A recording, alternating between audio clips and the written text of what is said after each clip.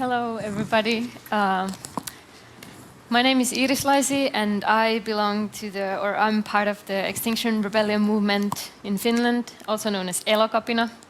That's a civil disobedience movement trying to persuade the governments all over the world to act justly on the ongoing climate crisis and ecological emergency. With me, I have Phyllis Omido from Kenya, a well-known award-winning activist, as you have successfully closed down a metal smelting plant near Mombasa. It's really an honor to have you here. I'm happy about it. And you've taken the case to the Kenyan court as you stopped the metal smelter. People around the world have found your work really empowering and recognizable. You've won the Goldman Environmental Prize in 2015, and you've also been selected as one of the most influential people of 2021. Yes. Welcome. Thank you so much, Iris. Good afternoon, everyone. It's a pleasure to be here in Helsinki. I'm very humbled to be here to share our work. And even though we have had many challenges, we have had great partners in Finland that have enabled us to do the work that we have done so far. Any work that we do regarding the environment at this moment is very critical because our people in Africa are the ones that are bearing the greatest brunt of climate change. And therefore, we do not have time to waste. No, we don't. So how did your work start at the metal smelting plant? Okay. How did you start? Actually, I studied business management in university, and my desire was to work within the corporate environment because that is where the money is. And I had worked in different industries for some time, and then I saw an ad, and I went for an interview and got a job. Unfortunately, almost a month into the job, I realized that we were working in a very toxic area. We were not given the information. And I also was questioning the licensing of the plant where I was working because it was too near to a human population. And there were 3,000 Kenyans from that neighborhood who were being exposed to chemicals because the chimney was not very standard, and they were smelting lead, which is a heavy metal. So it does not go up. It just comes back and lands in the environment. And this was landing in the environment in the whole community. And it was polluting the playground where the children were playing. It was polluting the water, the vegetation. And the first signs were that all the livestock that the community was keeping in their houses died because they were drinking from the water that was leaving the industry. And when the little chicken and the goats drank from that water, they died. And this, for me, was unacceptable. And this is what started my work. So how did you start mobilizing people? And yes, what was the first step? Actually, my son also was exposed to lead poisoning. Right. So I stayed with him for a month in hospital. And when I left, I went into the community. And I took 3 children and tested them for lead poisoning. All 3 of them tested positive for lead poisoning. I went back and took another 10 children. And all 10 of them tested positive for lead poisoning. So this began my journey of trying to convince government that something actually was wrong in this community and that they needed to act to protect the lives of the people and the environment. That is how I started. Yeah, you stood up against your own employer. I think that's really yes, it was really hard as a single parent, but it's a journey that if I'm asked, I would do it over again. However, I'm very excited to meet you and also to learn that there are activists in Finland because we assume that Finland is very privileged and no one can rise up or bring up issues of climate. We are very proud of you, but I would like to know that what made you decide to be an activist? What made me to decide to be an activist? Yes. There are lots of reasons. Maybe I could ask, why wouldn't I be an activist? I live in a country which overconsumes the resources 4 times too much, and I can't just, if I didn't, let's take it this way, if I didn't participate in a movement like Elokapina, I think I would just accept it and be like a stand-byer, let it all happen. I couldn't do that, and I think this is a shared experience among all people who are taking action. We're also building a community, as you also, I think you've been doing it, mobilizing people to oppose this toxics going to the environment and making destruction.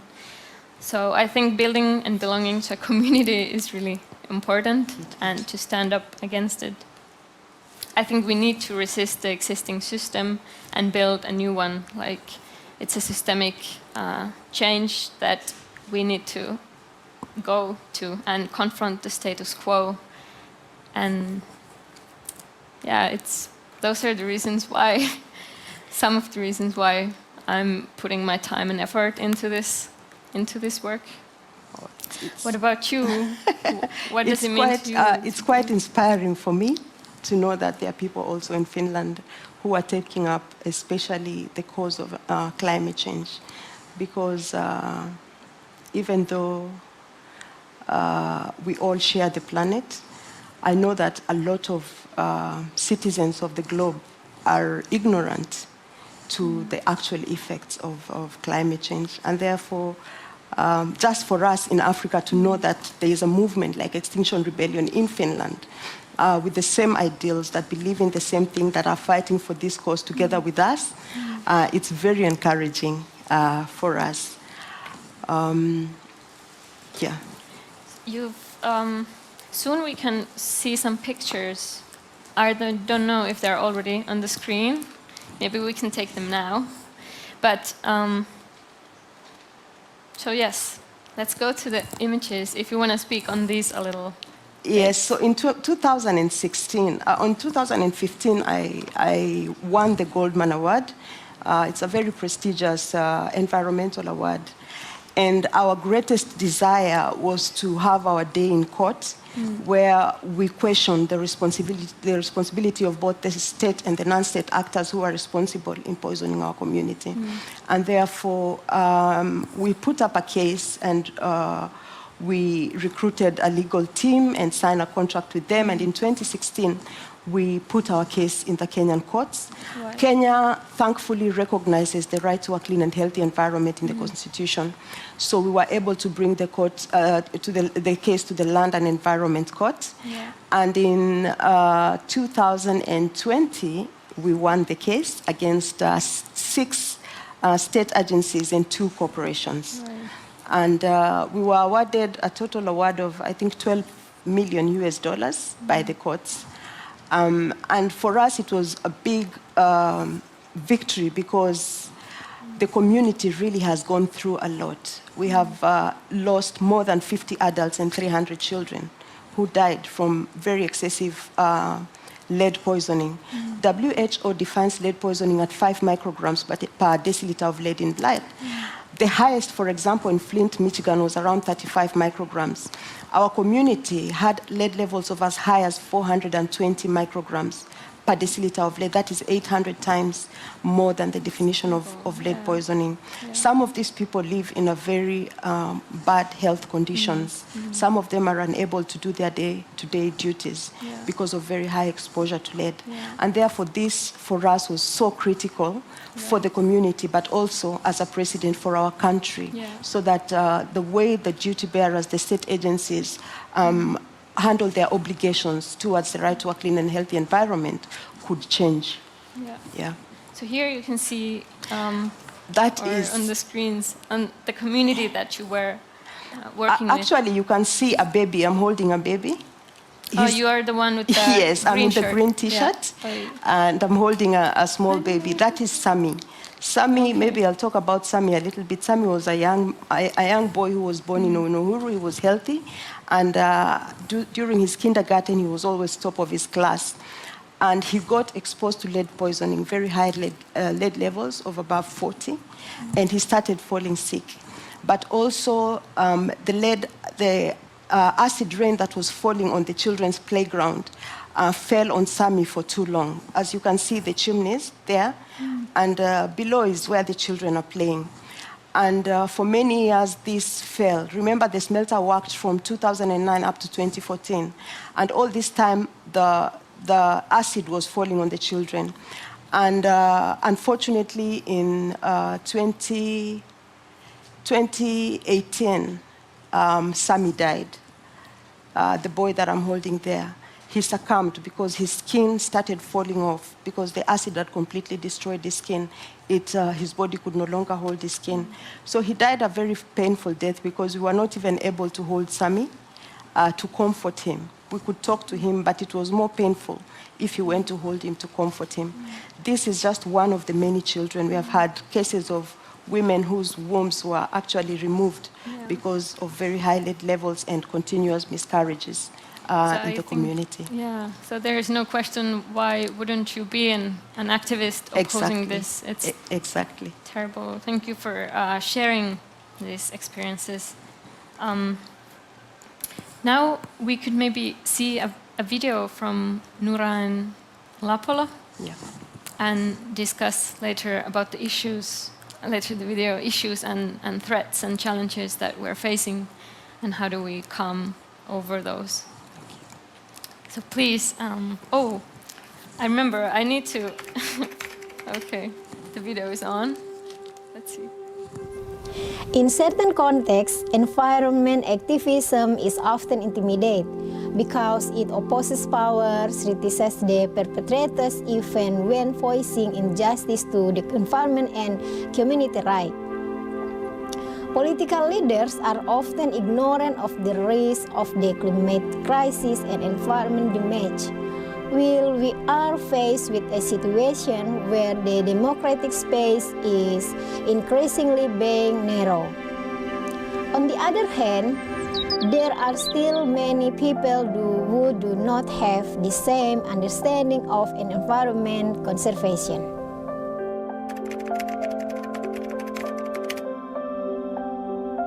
In the last 3 years, JAPESDA has succeeded in educating coastal community to restore 68.5 hectares of mangrove area in the province of Gorontalo and Central Sulawesi. JAPESDA also encouraging several villages in Tursiaji Serumpun to become part of essential ecosystem area in mangrove management and influences stakeholders to maintain the status of the Tanjung Panjang Nature Research Area, which has high biodiversity.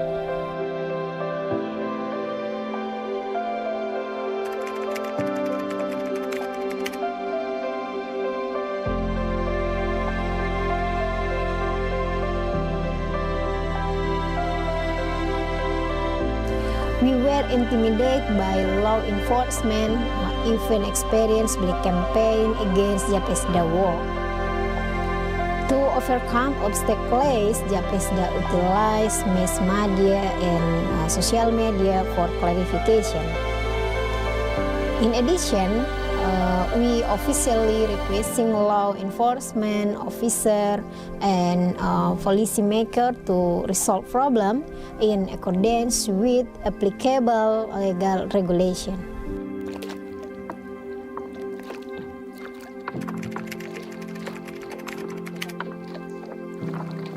In educating the community and all stakeholders for environment management. Continue to campaign on social media and mass media and encourage policies to strengthen environment management work from the village to the provincial level.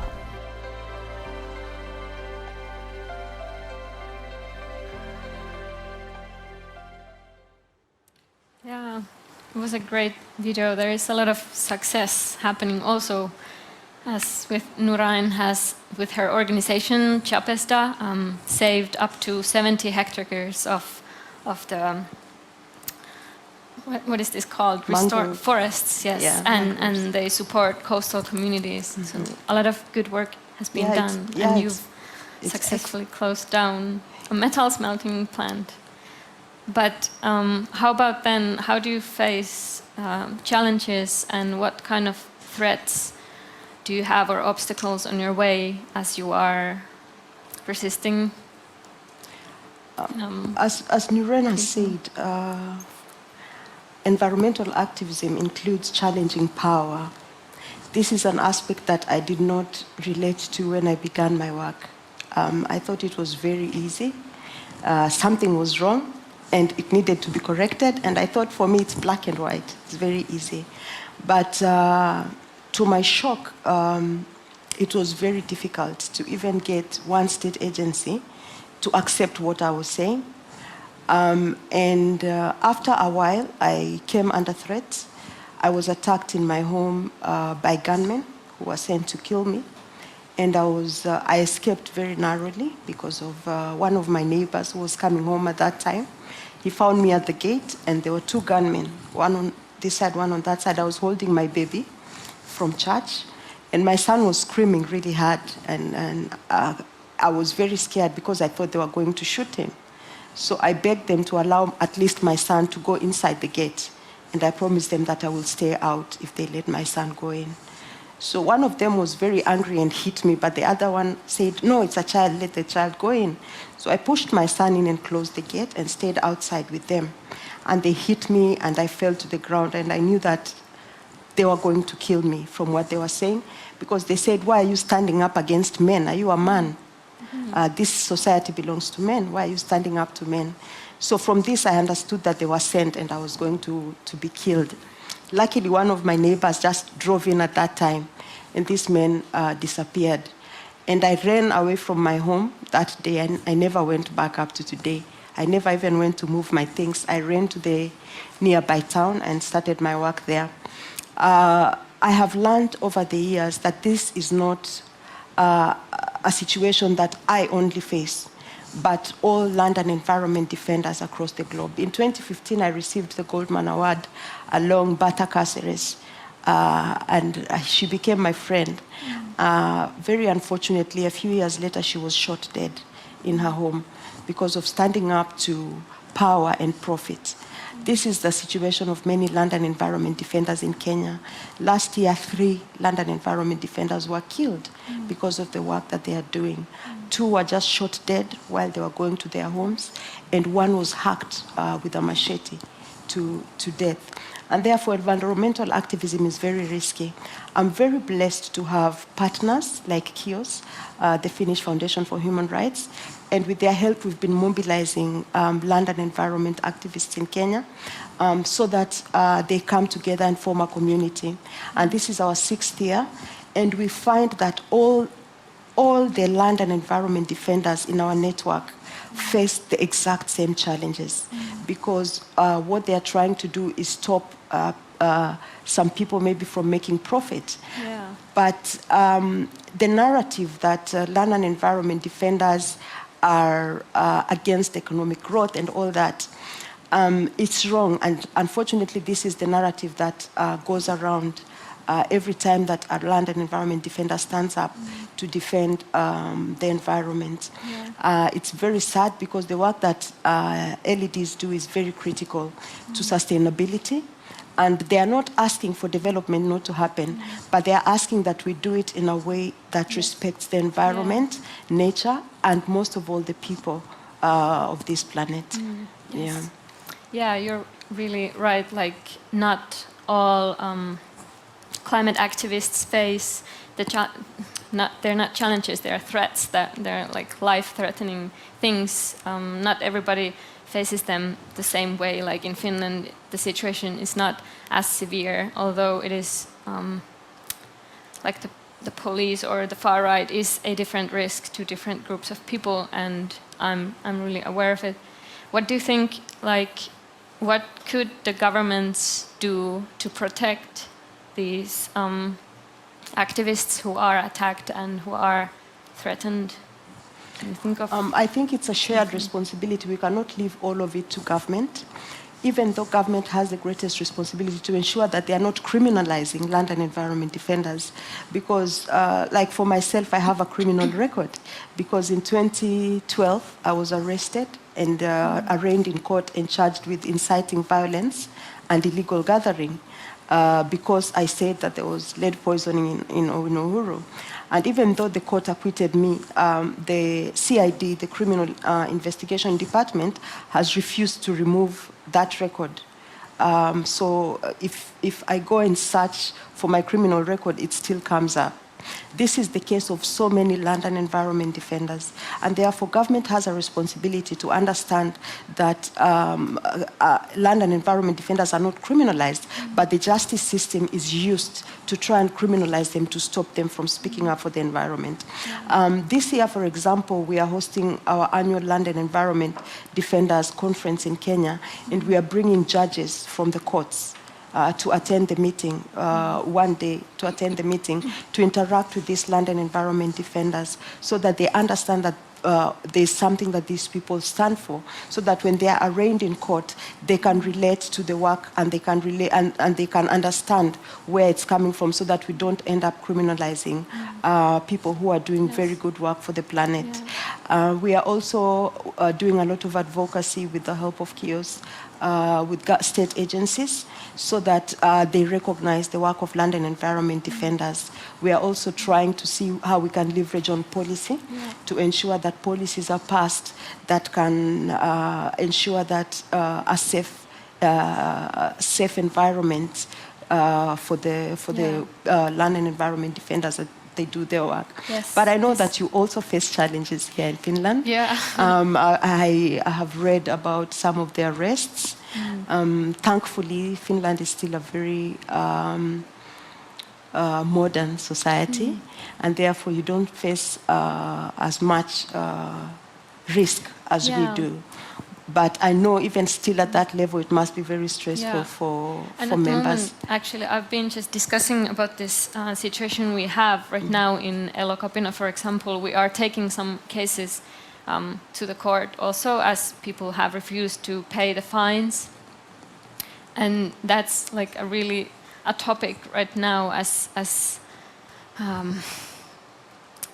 it seems that our right in Finland also to protest, or at least when it comes to Elokapina, who is really taking it to the streets and trying to stop business as usual from happening, it seems that the police can do arbitrary things, like they can accuse an activist or someone who is openly supporting Elokapina, for example, by paying the fines.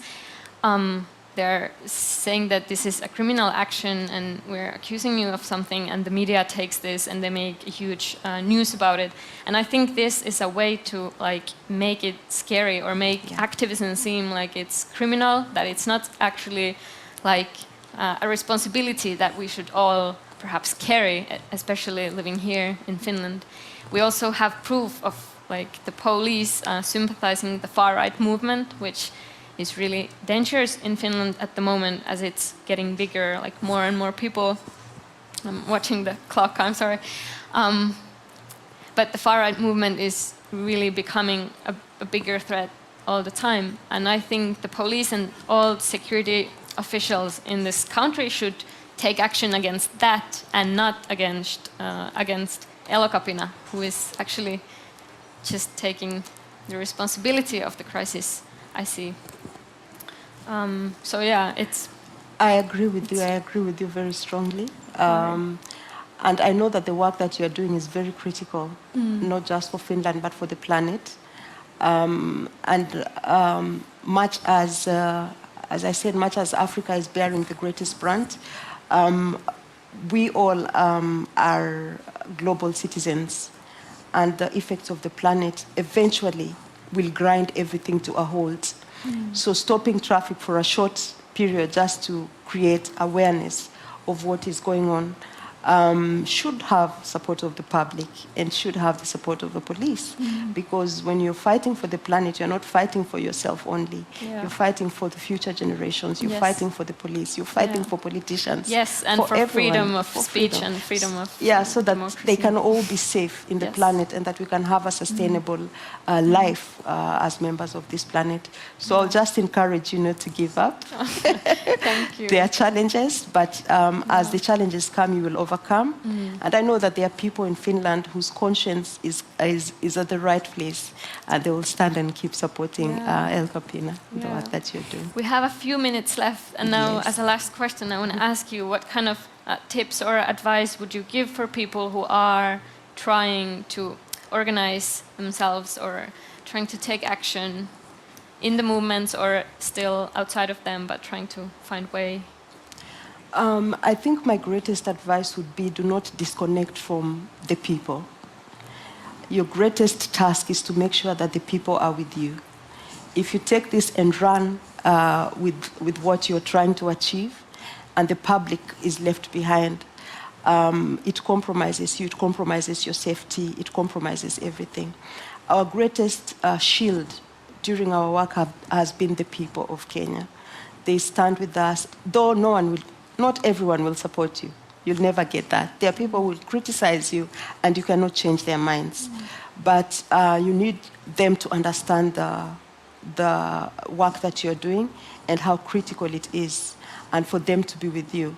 Once the people are with you, the politicians and the police will come on board eventually. So my advice to all land and environment activists globally, but those especially in Europe, is that with great privilege comes great responsibilities. As we are fighting in Africa, we expect that you keep fighting here also. And I know that future generations will be grateful for the sacrifices that we all have made for them. Because the planet was a beautiful place some years back. It is changing quick. And it's not something that the future generations deserve. I have a little girl, she's 3 years old, and I worry about her and her future.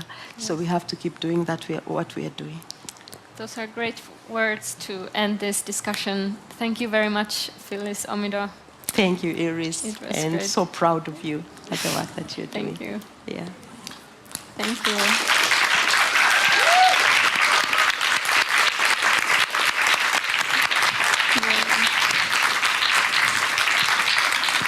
Thank you, everyone. One more round of applause, please.